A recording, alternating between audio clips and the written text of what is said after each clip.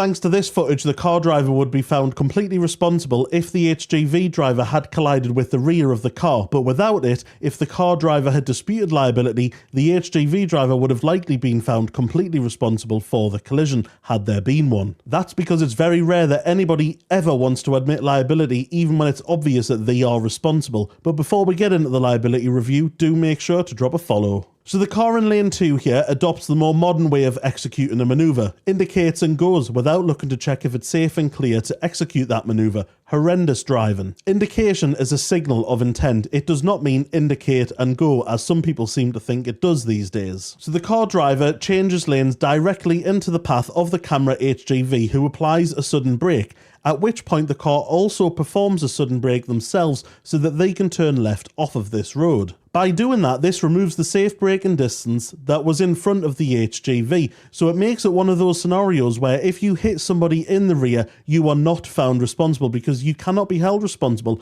for somebody suddenly changing lanes and removing that safe braking distance from in front of your vehicle. Without the dashcam, however, it would be a completely different picture. Liability would most likely have went in favour of the car driver, as they would most likely say that they were in front of the HGV the whole time and the HGV was following without a safe braking distance and collided with the rear of the car. I've seen a number of people get caught out with this exact situation over the years, which is why it's so beneficial to run with dash cams in your car.